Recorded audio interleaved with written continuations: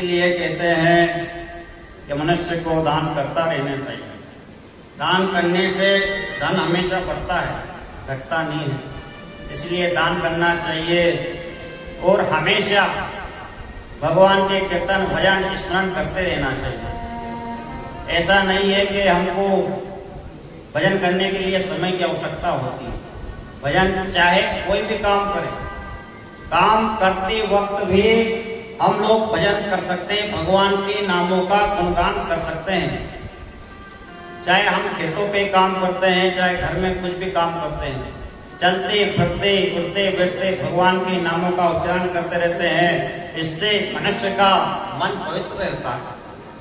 अब आगे भगवान कहते हैं, भगवान गोविंद ने पिता माँ से कहा, आपको इच्छा मृत्यु का वरदान मिला, आप तो हजारों वर्ष जीवित रह सकते हैं।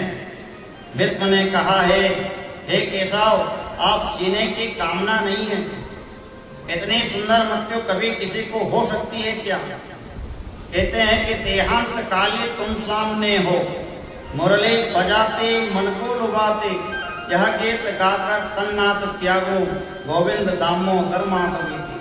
बड़े प्रयास करते हैं, माला करते हैं, जाप करते हैं, भगवान का पाठ करते हैं, भागवत सुनते हैं, क्योंकि मृत्यु के समय हमारे मुंह से राम का नाम निकले, लेकिन उसी समय नाम नहीं निकलता, कंठ अवरुद्ध हो जाता है।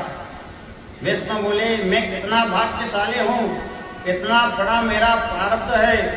साक्षात मुरली मनोहर मेरे गोविंद मृत्यु के समय मेरी आंखों के सामने खड़े हैं। ऐसे सुंदर मृत्यु को छोड़कर कोई क्यों जीना चाहेगा? भीष्म ने अब पलक अपनी पलकों नेत्रों को कृष्ण को देख रहे हैं और देखते देखते ही अपने पंचभौतिक शरीर को त्याग किया। भीष्म ने अपने पंचभौतिक शरीर का त्याग किया। बोलो गोपाल कृष्ण भगवान की जय। अब आके भगवान द्वारका के लिए प्रस्थान करते हैं। भगवान द्वारका जाते हैं। द्वारका जाने के उपरांत में सबसे पहले अपने माता पिता को प्रणाम करते हैं।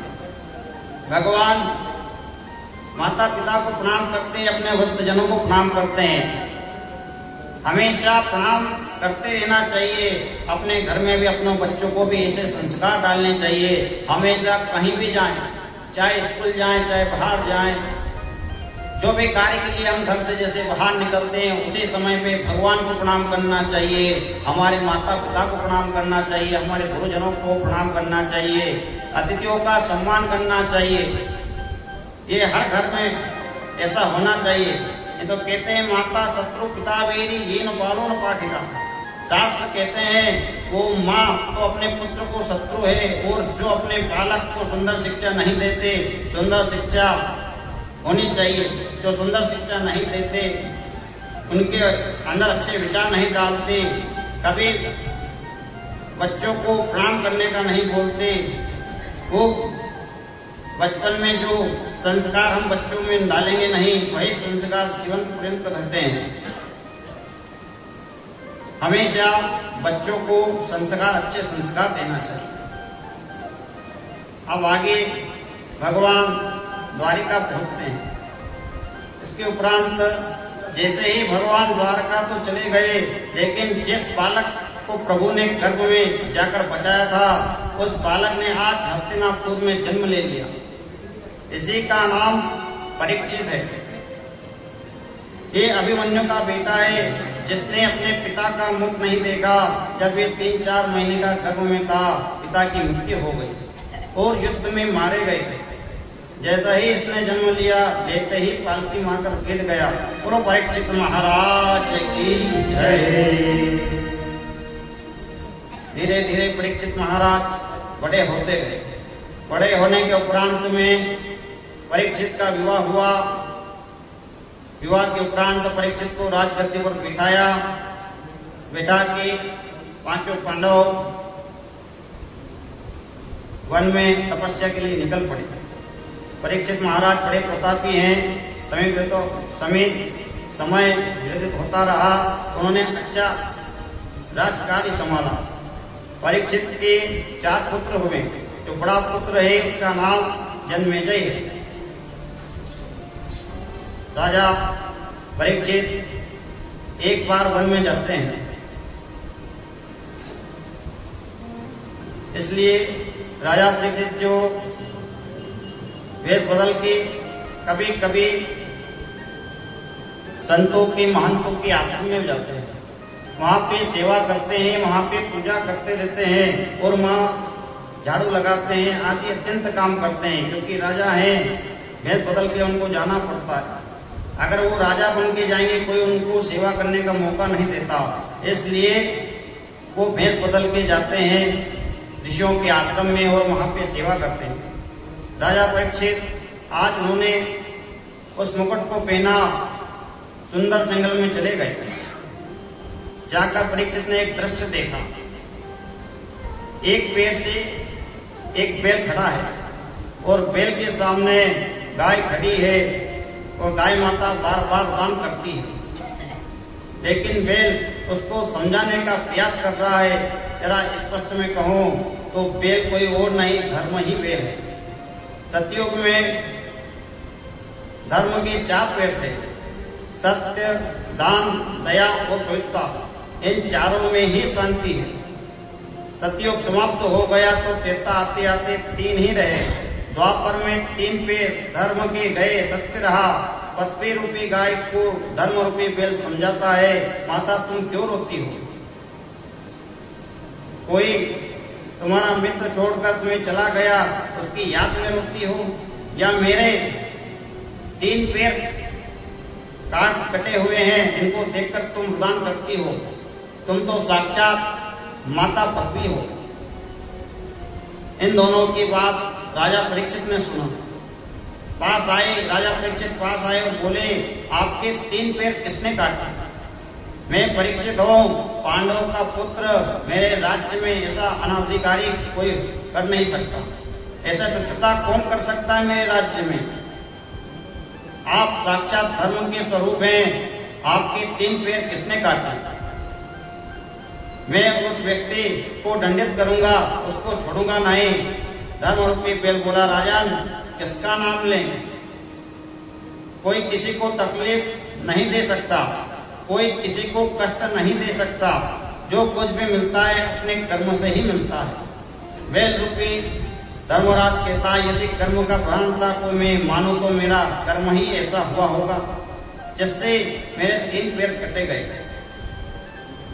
राजा परीक्षित कहते हैं, आप ठीक ठीक कह रहे हैं कि भगवान, लेकिन मैं उस व्यक्ति को ढूंढूंगा, मैं प्रयास करूंगा आपको तकलीफ देने वाले को। किसने आपके पैरों को काटा उसको छोड़ूंगा नहीं। इतना कहकर जैसे ही परीक्षित चले, एक विचित्र दृश्य, एक लंबा तगड़ा विशाल पुरुष, बड़ी बड़ी जिसकी आंखें हैं, बड़ी बड़ी मूंछें हैं, लंबी लंबी भुजा, नग्न तलवार लिए, काला काला चेहरा, नग्न तलवार लेकर एक पैर से खड़े हुए बैल के उस पैर को भी काटने को उतारू हो गए। ये काल पुरुष कोई और नहीं, इसी का नाम कलयुग है। कलयुग ही एक भी पैर धर्म का सुरक्षित नहीं रहने देते। परीक्षित महाराज ने जैसे देखा और कहा, कौन हो तुम? एक पैर से खड़े हुए इस बैल के इस पैर को क्यों काट रहे हो? शर्म नहीं आती तुम्हें? कली ने देखा, परीक्षित महाराज मुझे मार देंगे। वो तुरंत चरणों में गिर पड़ा और कहता है, मुझे क्षमा कीजिए महाराज, मैं आपकी शरण में आया। तब परीक्षित महाराज कहते हैं, तुम मेरी शरण में आ गए, मेरे बाबा लोग का आदेश था, शरण में शत्रु भी आवे तो क्षमा कर देना। कली ने राजा के चरणों को स्पर्श किया, यही कारण है परीक्षित राजा की मति भ्रष्ट हुई। राजा ने उसे क्षमा कर दिया, लेकिन तुम कौन हो? वो कहता है कि मेरा नाम कलयुग है, मेरा नाम कलयुग है, मैं आपकी शरण में आया हूँ, मुझे आप यहाँ कुछ रहने का स्थान दीजिए। मैं सर्वस्व आपका राज है, हर क्षेत्र में आपका राज है, कहाँ रहूंगा? आप मुझे क्षमा करके आपके स्थान पे, आपके राज्य में मुझको जगह दे दीजिए। कलयुग ने प्रार्थना की और कहा, मैं कहाँ जाऊं? परीक्षित को कलयुग पर दया आ गई और उन्हें 4 जगह दे दी, उसको 4 जगह दे दी। दूतम पानम स्तनम सुनम यत धर्म चतुर्विधा। 4 स्थान कौन कौन से दिए? जो में कलयुग का वास है, जो दूध कीड़ा करता है, उसके घर में कपट के रूप में कली का प्रवेश होता है। जुआ बिना कपट के नहीं होता। यदि कोई सच्चाई के साथ जुए में जीतना चाहे तो धर्मराज युधिष्ठिर उसे जीतने नहीं देते। सुरापानम, मानव को कैसे बर्बाद कर देता है? शराब पीना। शराब वाले ऐसे ऐसे आदमियों को देखा है मैंने, जो शराब में मद होकर गंदी नालियों में अंधे मुंह पड़े रहते हैं। मदिरा में मद के रूप में कलयुग वास करता है। परस्ते गमनम, स्त्रियों में पराई स्त्री का गमन करना वाला इस कुसंगति कर्म के रूप में कलयुग का वास करता है। किसी भी प्राणी की हिंसा करना, इसमें भी कलयुग का वास है। जो दूसरों की हिंसा करता है, जीव हत्या करता है, उसमें भी कलयुग का वास होता है। लेकिन कलयुग ने जब देखा तब राजा देखा, जब तक राजा पर असर नहीं हो उस राज्य में रहने का क्या मतलब? राजा परीक्षित ना तो जुआ खेलते हैं, ना शराब पीते हैं, ना परिस्थिति गमन करते हैं, ना किसी की हिंसा करते हैं। कली बोला ये सब जगह तो गंदी है महाराज, कोई अच्छा सा स्थान और दे दे तो बड़ी कृपा होती। तो ना जाने क्यों परीक्षित के मुंह से निकल गया, जाओ स्वर्ण में भी तुम्हारा वास होगा। परीक्षित का मुकुट भी तो स्वर्ण का था। कलयुग ने सूक्ष्म रूप लिया और मुकुट में होकर मस्तिष्क में प्रवेश कर गया। राजा परीक्षित ने जो मुकुट पहन रखा था वो पांडवों का मुकुट नहीं था, ये जरासंध का मुकुट था। जरासंध को मारकर पांडव लोग इस मुकुट को ले आए और जरासंध तो बड़ा पापी था। इसी दुर्गुणों की वजह से उस मुकुट में होकर कली मस्तिष्क में प्रवेश कर गया। अब राजा परीक्षित एक बार जंगल में जाते हैं। जाते जाते परीक्षित एक ऋषि के आश्रम पर पहुंचे गए। ये तेजस्वी संत हैं जिनका नाम समीक ऋषि। समाधि में बैठे हैं। राजा परीक्षित को प्यास लगी। महात्मा जी जल पिलाओ। हम परीक्षित बोलते हैं अरे सुनते नहीं क्या, हमें भूख लगी है, कुछ खाने को दीजिए। लेकिन मन की वृत्तियां उस ऋषि की अंतर्मुख हो गई।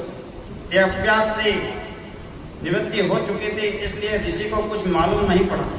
राजा ने सोचा ये ढोंगी महात्मा है, तिलक लगाकर आंख बंद कर ढोंग करता है।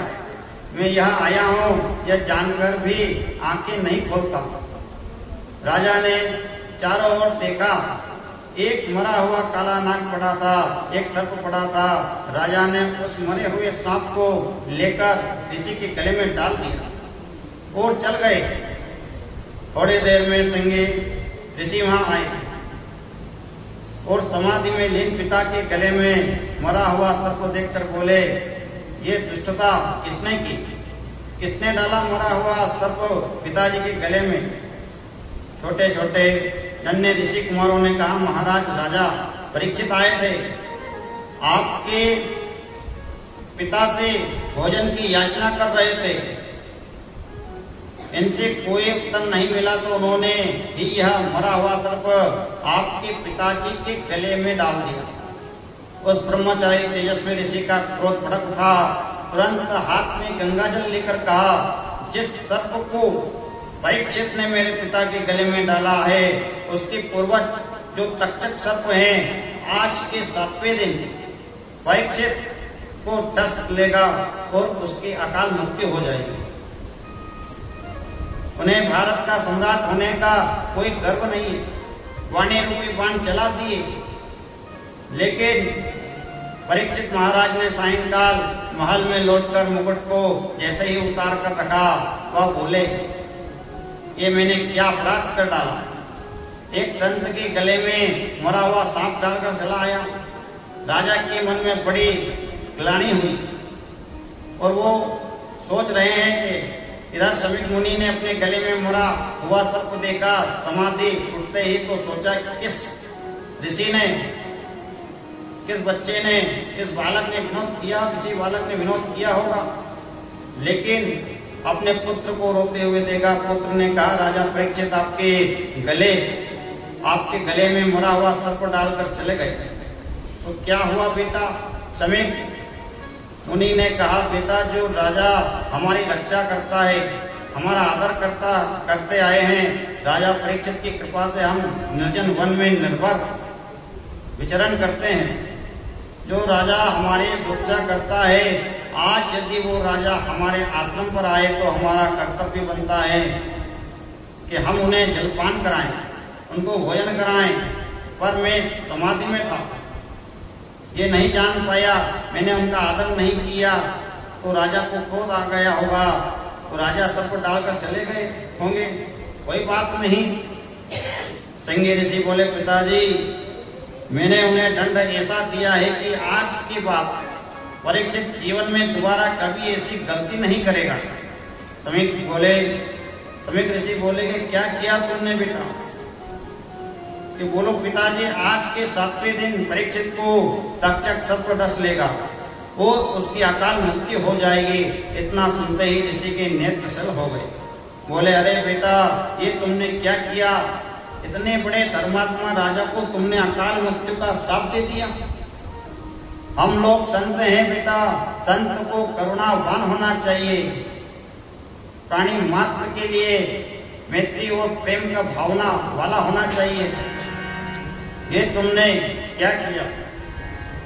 लेकिन जो बाण निकल चुका वो लौटकर कभी आता नहीं, इसलिए समीक मुनि ने अपने गोरमुख नाम के शिष्य को बुलाया और कहा, बेटा राजा परीक्षित के दरबार में तुरंत जाओ और उन्हें कहो मेरे नारायण पुत्र ने उन्हें श्राप दे दिया है।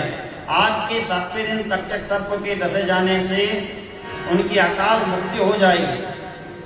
7 दिन में अपनी मुक्ति का उपाय वो कर सके तो जरूर कर ले, और कोई उपाय नहीं है।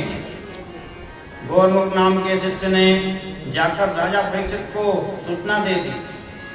लेकिन राजा परीक्षित ने जब सुना कि 7वें दिन मेरे शरीर की मृत्यु हो जाएगी, 7वें दिन में मर जाऊंगा, तो वो उस शिष्य से बोले कि आपके ऋषि कुमार ने मुझे 7 दिन में मरने का श्राप देकर बिल्कुल अच्छा नहीं किया, क्योंकि मेरे शरीर ने एक संत का अपराध किया है।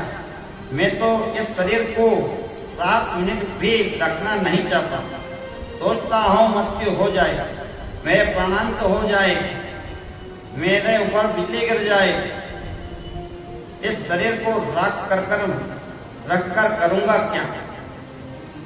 वैसे मैं स्वयं कल आकर ऋषि से क्षमा याचना करने वाला था, लेकिन जैसी प्रभु की इच्छा। परीक्षित महाराज ने मंत्री को सूचना दी, हमारे ज्येष्ठ पुत्र जन्मेजय को राजगद्दी पर बैठाने की व्यवस्था कर। परीक्षित अपने बेटे को राज्य अभिषेक करने के बाद तुरंत अपने गृह का त्याग करके चले गए। परीक्षित ने राज्य का त्याग कर दिया तो एक लोटा भी अपने साथ लिए नहीं गए। सर्वस्व छोड़कर वन में चले गए और पतित पावनी गंगा के किनारे एक वृक्ष के नीचे जाकर बैठ गए। वहां समाधि में बैठ गए। 7वें दिन तो मुझे मरना ही है, अब किस बात की चिंता। बड़े बड़े संतों को पता चला राजर्षि परीक्षित को 7 दिन में तक्षक सर्प के डसने का श्राप मिला है। अत्रि वशिष्ठ च्यवन देवराज दुर्वासा भृगु अंगिरा कश्यप वामदेव समस्त संत वहां पहुंचे। राजन, हम ये क्या सुन रहे हैं? आज के 7वें दिन आपको तक्षक सर्प डस लेगा, आपकी मृत्यु हो जाएगी। राजा ने कहा, नहीं, मुझे कोई श्राप नहीं लगा, मुझे तो बहुत बड़ा वरदान मिला है। यदि वो ऋषि कुमार मुझे श्राप नहीं देता तो आप जिसे समस्त संत दर्शन देने चले आते। ऐसा श्राप मुझे बहुत पहले मिल जाना चाहिए था। मैं तो इसे वरदान मानता हूँ, इसे श्राप नहीं मानता हूँ। परीक्षित की सभा में ब्रह्मा के पुत्र वशिष्ठ मुनि बेटे हैं, वशिष्ठ मुनि के पुत्र शक्ति और शक्ति के पुत्र पाराशर मुनि बेटे हैं, पाराशर मुनि के पुत्र वेद व्यास बेटे हैं और वशिष्ठ मुनि बेटे हैं। वहां पे शुक्रदेव की परपापा लगते हैं, पाराशर मुनि शुक्रदेव जी के पापा लगते हैं, व्यास जी जो शुक्रदेव के पिताजी हैं। मार्कंडेय ऋषि बेटे हैं। ये मार्कंडेय ऋषि तो ऐसे हैं जिनके जीवन में हजारों इंद्र बदल चुके हैं, ऐसे ऐसे महान तत्व संत बेटे हैं, लेकिन ये निर्णय कोई कर नहीं पाया कि 7 दिन में परीक्षित को मोक्ष कैसे मिले। परीक्षित ने कहा, मैं व्यर्थ की बातों में आप संतों का समय नष्ट नहीं करना चाहता, इसलिए केवल इतना बताएं कि 7 दिन में मरने वाले की मुक्ति का क्या उपाय है। ऐसी बात चली रही थी, इतने में वहां पे शुक्रदेव जी महाराज का आगमन हुआ और शुक्रदेव महाराज की जय। अगर नाथ देखोगे अवगुण हमारे, अगर नाथ देखोगे अवगुण हमारे, अगर नाथ देखोगे अवगुण हमारे, अगर नाथ देखोगे अवगुण हमारे, अगर नाथ देखोगे अवगुण हमारे, अगर नाथ देखोगे अवगुण हमारे, तो हम तेरे भव से लगेंगे किनारे, अगर नाथ देखोगे अवगुण हमारे, अगर नाथ देखोगे अवगुण हमारे, तो कैसे लगेंगे किनारे, अगर नाथ देखोगे अवगुण हमारे, अगर नाथ देखोगे अवगुण हमारे।